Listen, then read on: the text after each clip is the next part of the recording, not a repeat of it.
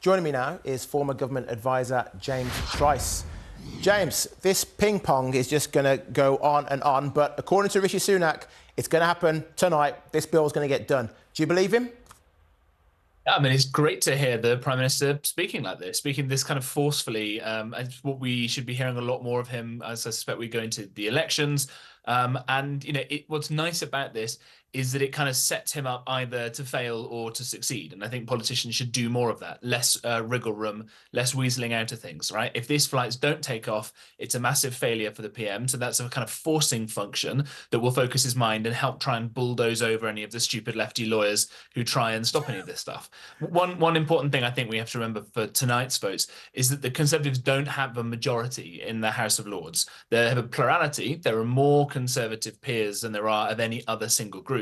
But there are an awful lot of Labour peers, Lib Dem peers, crossbenchers, those of other parties, no parties, and those all combined have a much bigger majority than the Conservatives. So it's not just a case that Rishi is trying to pick a fight. It is true that the Lords can block these things for several rounds. But James, you say it's good he can either fail or succeed. He's already failed. He did his 5 pledges. What's he achieved? Inflation's gone down. Didn't really have much to do with him. The guy has failed. He should call a general election right now. But that's by the by.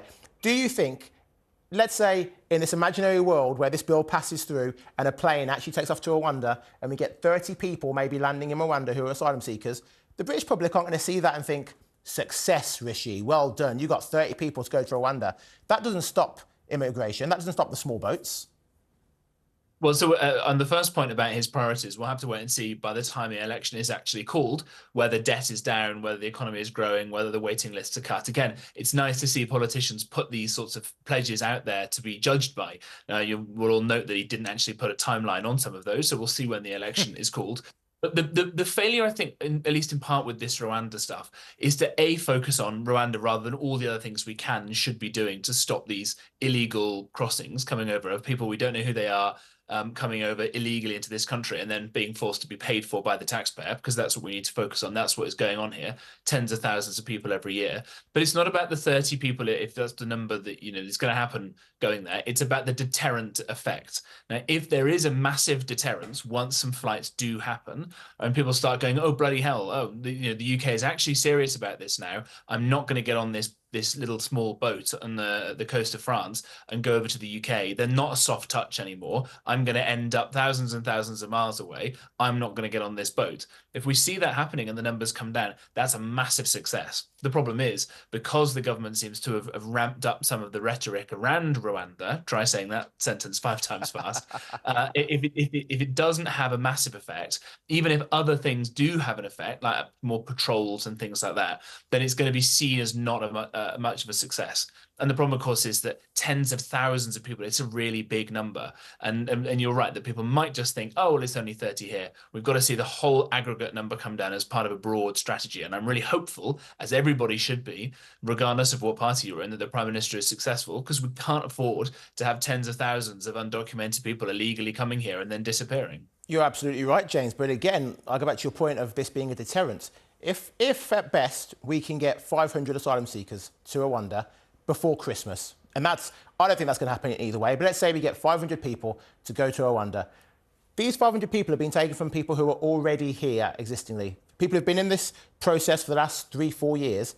So if I'm coming from Calais, I'm thinking to myself, well, at the very least, I'm going to get across to those beaches and I'll be stuck within the process, within the system for at least 4 years. And then even then, there's probably very little chance they're going to pick me to be sent to Rwanda. This is not going to be a deterrent. What I would suggest is that if you want this to be a deterrent, the people who arrive today on the beaches are picked and processed straight away. If you're from Afghanistan, for example, and you were working with us against Taliban, great. You get to have your asylum processed and you get through. If you're from Albania, you're from Turkey or wherever else, and you're just here trying to make some cash, you're sent on a plane straight away.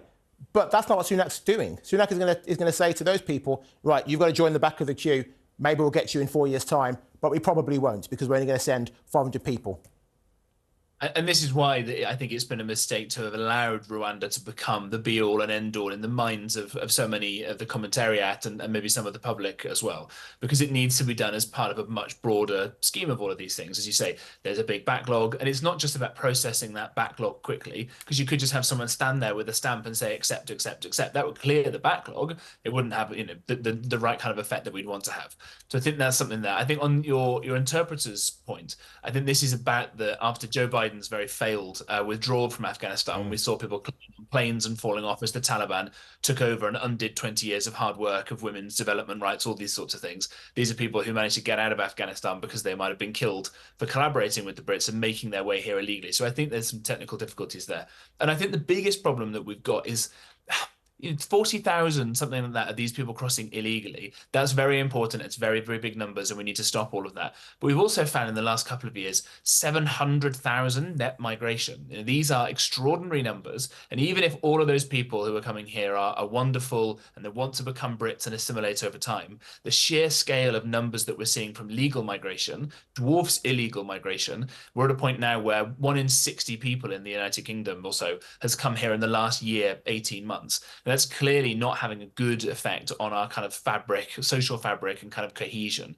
So I think we lose this big argument about what Britain is becoming. Is it just a kind of WeWork or a motorway service station or something like that? While we just go endlessly talking about Rwanda, I think that's a bigger, more important sort of civilizational conversation we need to have as well. You're absolutely right, James, but whose fault is that? Legal migration.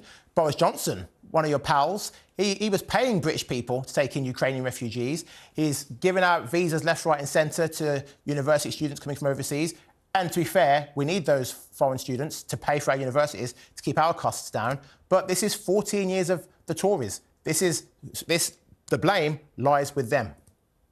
Well, I've got no problem with us letting Ukrainians coming over here, fleeing the barbarism that Putin's doing. I think we should be very proud of the schemes we've done there, and I think that's where there's absolute need for those people coming here. Likewise, I think with the people from Hong Kong who've come over, not had a single peep of the hundreds of thousands of Hong Kongers who've moved to the UK. Frankly, I'd have every single freedom-loving Hong Konger come here and give them a plot of land somewhere and have them build a second Hong Kong.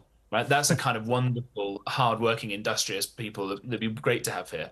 But I think some of the unrest that we've seen on the streets of, there are people who've come over from places like Gaza to escape the evil of a Hamas-led regime, who are now on the streets praising the killing and kidnapping of Jews and things like that. And these kind of social issues, not just about immigration, it's about assimilation as well. And I think that when we have numbers of this scale, we're not even willing to have much of a conversation and it becomes a political football. That's a big problem. It's a big issue for our economy. It's a big issue for everything else. And as you say, on universities, I think we should probably be having a tough conversation about letting some universities fold. They're not giving a high quality of education. If they're being kept alive on lower entry requirements for foreign students coming in, and then they go away again, that's not adding anything to the GDP or even to the civilization or society that we've got in the United Kingdom. These are really, really big, difficult conversations, and it's a pity that Rwanda has taken up so much of the oxygen in the room when we need to be having these era-defining conversations with ourselves. Yeah, James, I couldn't agree with you more. Thank you very much for your time, mate.